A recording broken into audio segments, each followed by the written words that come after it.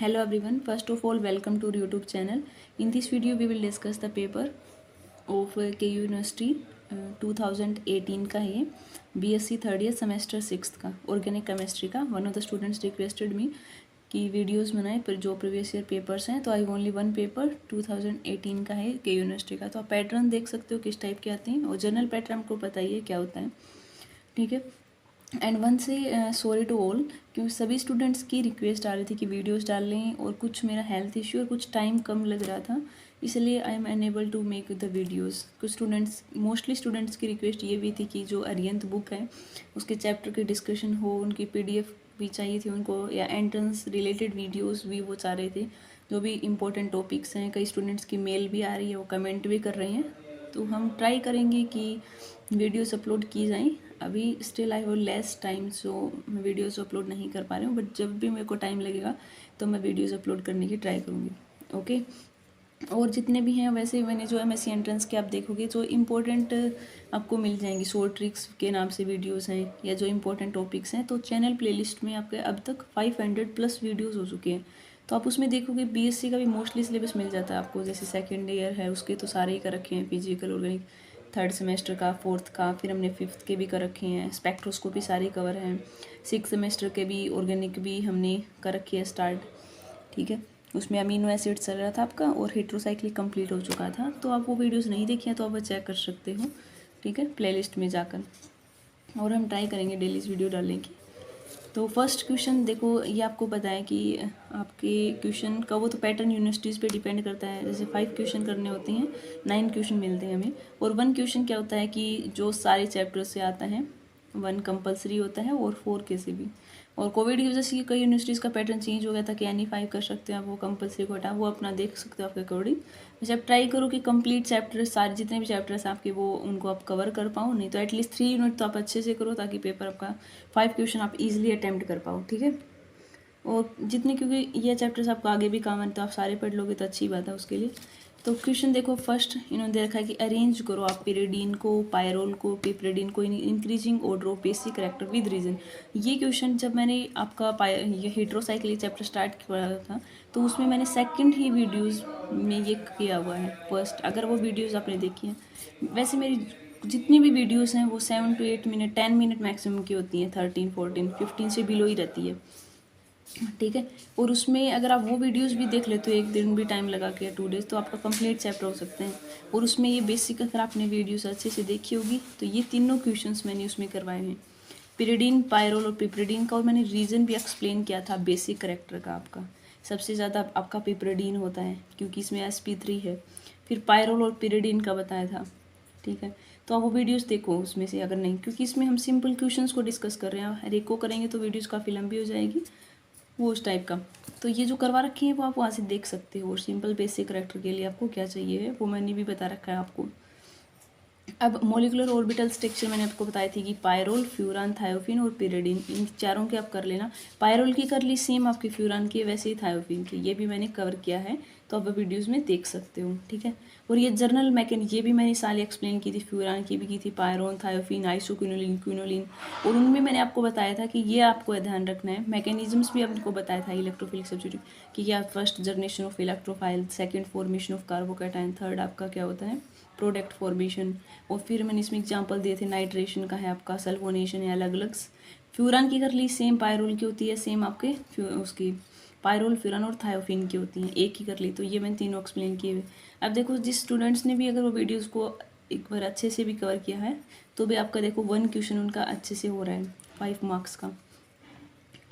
तो 5 मार्क्स का क्वेश्चन उनका यहाँ से हो रहा है अगर वो उन्होंने फर्स्ट भी कर लिया, क्योंकि जो फर्स्ट यूनिट है जैसे हेट्रोसाइक्लिक वाली जो मैंने करवाई है कवर, तो उसमें 2 क्वेश्चन आएंगे आपको, तो 2 क्वेश्चन उसका अच्छे से कवर हो जाएंगे अगर आपने ओनली हेट्रोसाइक्लिक की है अभी.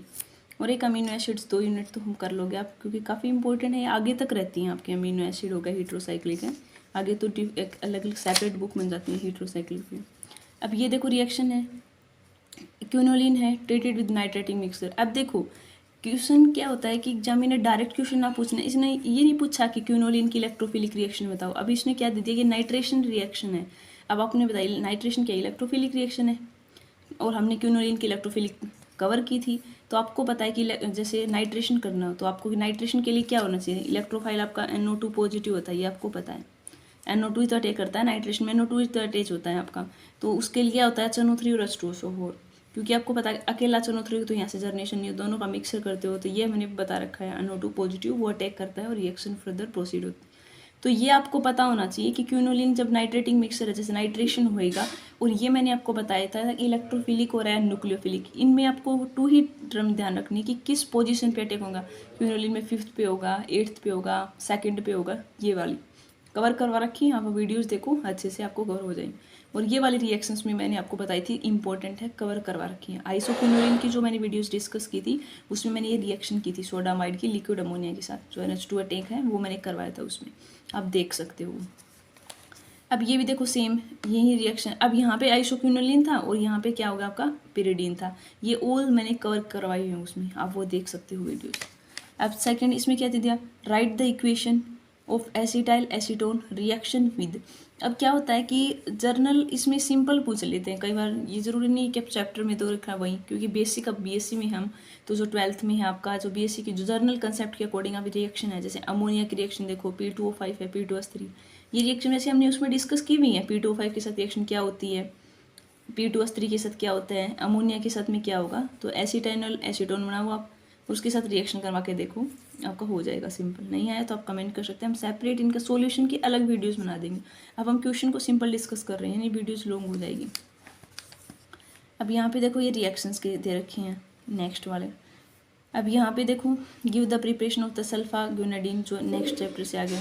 अब यहाँ पे आयुपैक नेम आपको डाइथाइल सल्फाइड है, साइक्लोहेक्सिल मर्क्यूटोन है, आइसोप्रोपाइल मर्क्यूटोन, ये आपका नेक्स्ट जो यूनिट है वो वैसे हमने अभी तक कवर नहीं किया, वैसे आपके सिलेबस के क्योंकि अभी एग्जाम नहीं रही हैं तो आई होप आपने सिलेबस सारा कवर कर लिया होगा, तो आप इन क्वेश्चंस को सोल्व कर पा रहे होंगे। ठीक है, कन्वर्ट करना है इथेनॉल को इथेनथाइल में, इथाइल आयोडाइड। ऑर्गेनिक में क्या होता है कि डायरेक्ट थ्योरी नहीं होती, जैसे फिजिकली इनऑर्गेनिक में वैसे आ जाते हैं, लेकिन ऑर्गेनिक में आपका तो रिएक्शंस है, आपको थोड़ा वो होना चाहिए, GOC हो गया, रिएक्शन मैकेनिज्म हो गया, नेमिंग वगैरह, ये इन पर आपकी कमांड होनी चाहिए, तो आप अच्छे से कर पाते हो।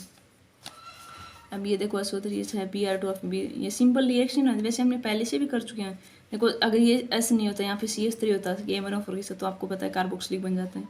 अब SCH3 है तो क्या प्रोडक्ट बनेगा, आप इनको ट्राई करना खुद से करने की, और आपको इनके गूगल पे भी मिल जाते हैं वैसे, और आपके बुक में भी आंसर मिल ही जाते हैं, और आप पहले खुद से ट्राई करना। अब यहाँ पे देखो एरोमेटिक, ये मैंने 2 टर्म जो वीडियोज़ मैंने पहले बताई थी आपको, मैंने उसमें भी आपको बताया था कि ये इंपॉर्टेंट है। एरोमेटिक करेक्टर से क्वेश्चन पूछेगा या आपको बेसिक करेक्टर से, ये 3 या 4 ही हैं मेन घूम फिर के, पायरोल, थायोफिन, फ्यूरान है और पिरिडीन, इन 4 से लेकर पेंजिन भी साथ में इंक्लूड कर लेते हैं। या तो आपको एरोमेटिक करेक्टर से पूछ लेंगे क्वेश्चन, और ये आपको बेसिक करेक्टर से पूछ लेंगे, और दोनों का मैंने डिफरेंट रीजंस एक्सप्लेन किया था, कैसे रेजोनेंस एनर्जी वगैरह का भी डिस्कस किया था एरोमेटिक में, तो आप देख सकते हो। अब सेक्शन B में क्या है कि जैसे 4 क्वेश्चन डिस्कस कर लिए, हाउ द इथाइल एसीटोड है ये प्रिपेयर कैसे करेंगे हम इनोलेट वाले में। अब हम इथाइल एसीटोड ये प्रिपेयर करना है, वेलरिक एसिड। अब देखो कई बार क्या होता है, जैसे मेलिक एसिड दे देते हैं, वेलरिक एसिड दे दिया या निकोटिनिक एसिड दे दिया, तो इनके जनरल आपको पता होनी चाहिए स्ट्रक्चर्स, सिंपल नेमिंग से आ जाता है। ठीक है, अब सेकंड क्वेश्चन क्या है कि जो ऑक्सलेट आयन है ऑब्टेन्ड होगा एसीटोन और डाइथाइल मेलिनोट, तो कौन सा स्टेबल और क्यों है। तो ये वाला चैप्टर हमने जो इनोलेट वाला है वो कवर नहीं किया है, लेकिन आई होप आपने कर लिया होगा वो, तो आप ये क्वेश्चन कर पा रहे होंगे सारे। अब कन्वर्ट डाइथाइल मेलिनोइड को alpha amino acid by Curtius reactions. ठीक है, डाइथाइल मेलिनोइड। अब यहाँ पे क्या है कि कर्टियस रिएक्शन नेम से दे दी, क्योंकि अमीनो एसिड्स कर रहे हैं तो कर्टियस रिएक्शन इंपॉर्टेंट मैंने बताए थे, जैसे एक गैब्रियल थैलेमाइड है प्रिपरेशन के लिए, एक स्ट्रैकर सिंथेसिस है, एक अल्फा अमीनो एसिड।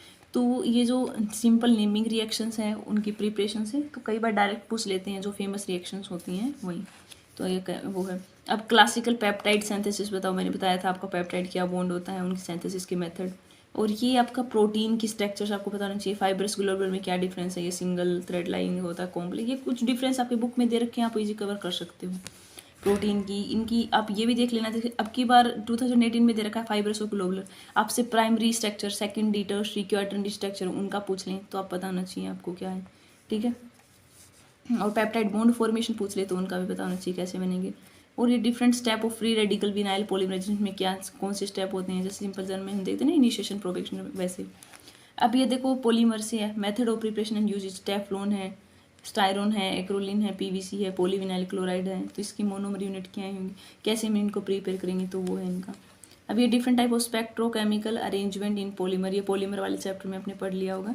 ये वही सेम थिंग मोलनिक एस्ट्रोकोसेक्सेनिक से कैसे बनाओगे और इससे कैसे।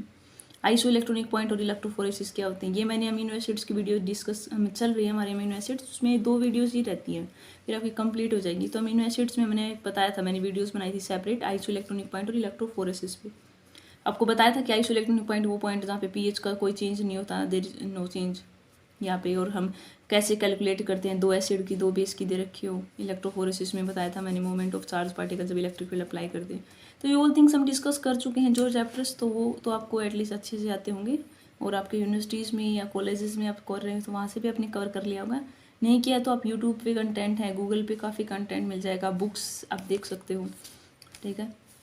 हाँ, अब इतना टाइम नहीं है कि आप अपने नोट्स बनाओ क्योंकि एग्ज़ाम टाइम है, तो अब आप ये ट्राई करो कि मैक्सिमम सिलेबस कवर हो, रिवीजन भी हो पाए उसका, ठीक है।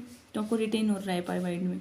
1 example of each of the following type, polyester का एग्जाम्पल दे दो, पॉलीएमाइड का दे दो, फिनोल फॉर्मेलाइड रेजिन्स का। तो ये सिंपल क्वेश्चन आते हैं वैसे, बस घुमा फिरा के वही क्वेश्चन। अब ये जैसे उसका था KU यूनिवर्सिटी का, अब ये जैसे आपका हरियाणा में हम डिस्कस करें MD यूनिवर्सिटी है रोहतक, तो यहाँ पे देखो थोड़ा सा डिफरेंट होगा। यहाँ पे फिजिकल प्रॉपर्टी पूछ ली, वहाँ क्या थी, केमिकल प्रॉपर्टीज थी, मीन्स इलेक्ट्रोफिलिक सब्स्टिट्यूशन रिएक्शन थी, यहाँ पे फिजिकल। तो जो मैं आप चैप्टर्स की सारी वीडियोस देख लोगे तो क्वेश्चन किसी भी टाइप से आ जाए तो आप उनको एक्सप्लेन कर पाओगे। अब यहाँ पे देखो ज्यूट्राइन पूछ लिया, हमने बताया था पॉजिटिव नेगेटिव, मैंने ये भी एक्सप्लेन किया हुआ ज्यूट्राइन क्या होते हैं, और ये भी टर्म्स आपको जर्नल है। देखो अब ये आप बोलोगे सिलेबस में नहीं है, बट बेसिक है ना ये क्वेश्चन, टूटोमेरा और रेजोनेंस है, ये तो हम 10th से पढ़ते हैं, 11th 12th, तो आ सकता है आपका। तो टूटोमरिज्म आपको पता होना चाहिए क्या होता है, कई स्टूडेंट्स को ये नहीं पता टूटोमरिज्म क्या होती है, रेजोनेंस में क्या डिफरेंस होता है। तो ये बेसिक जो है ना वो आपको आना चाहिए, तभी आप अच्छे से कर पाते हो।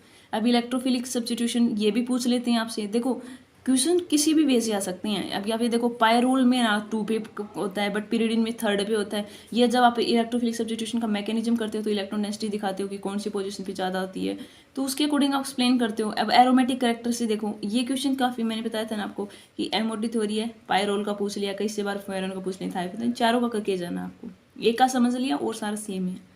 और ये पीरियडिन लेस बेसिक क्यों पिपरिडिन से, ये वाले क्वेश्चन भी मैंने एक्सप्लेन किया हुआ है। जो वीडियोस बनाई हुई है ना इतनी सिंपल वीडियोस हैं, और उनको देखकर ही लास्ट पिछली बार भी कुछ स्टूडेंट्स ने मेरे को कमेंट करके बताया था, जो मैंने BSc सेकेंड ईयर की फिजिकल केमिस्ट्री ऑर्गेनिक इनऑर्गेनिक, तो उन्होंने बोला था कि डायरेक्ट क्वेश्चन उनमें से कवर हो रहे हैं, उनका अच्छा एग्जाम्स गए हैं। तो आई होप आपको BSc से जितने भी वीडियोस अपलोड होती हैं आप ट्राई किया करो कि अगर डेली टाइम्स नहीं लगता तो आप संडे को सारी वीडियोस देख लो, कितनी बड़ी भी नहीं होती आपकी, एक चैप्टर्स को आप 2 या 3 घंटे लगा के वीडियोस, तो आपको समझ आ जाएगा। फिर आप बुक्स से करोगे ना तो आपको अच्छा लगेगा, समझ आएगा, आप अच्छे से करो, पर माइंड में ज़्यादा रिटेन रहेगा आपका। तो सिंपल जर्नल रिएक्शंस हैं जो हमने किया है ना, वहीं घूम फिर के वहीं क्वेश्चन आए हुए हैं, ये चैप्टर्स हैं। और पॉलीमर में तो आपको पता है कि इनकी मोनोमर यूनिट सभी को आपको याद होनी चाहिए। प्रोटीन का भी का इंपॉर्टेंट क्वेश्चन है, ये आता है, ये प्रोटीन की स्ट्रक्चर्स वगैरह से, तो इसमें हमने काफ़ी डिस्कस कर लिया। 2018 का पेपर था ये MDU और ये KU वाला यूनिवर्सिटी का। अब हम ट्राई करेंगे कि वो सिलेबस जो बीच में रहता है उसको भी कवर करने की, और जो और स्टूडेंट्स की रिक्वेस्ट आ रही हैं जो एंट्रेंस आ रही हैं बुक को लेकर, और जो एंट्रेंस रिलेटेड कुछ वीडियोस बनाने की, तो मैं ट्राई करूँगी उनकी करने की। और आप अपने जूनियर्स को भी चैनल शेयर कर सकते हो जो BSc सेकेंड ईयर में, जिनको नीड है एक्चुअल में फिजिकल ऑर्गेनिक इनऑर्गेनिक का, आपको सिलेबस वाइज सीरियल में वीडियोस मिल रही हैं, तो आप शेयर कर सकते हो, ठीक है। और आप चैनल प्लेलिस्ट में जाकर वीडियोस चेक कर सकते हो, तो आपको उसमें काफ़ी वीडियोस मिल जाएंगी, आपको हेल्पफुल लगी तो आप, और कुछ नहीं समझ नहीं है तो आप कमेंट कर सकते हो, हम ट्राई करेंगे कि आपका क्वेश्चन उसी टाइम सोल्व हो पाए, ठीक है। Thanks for watching my channel, keep learning.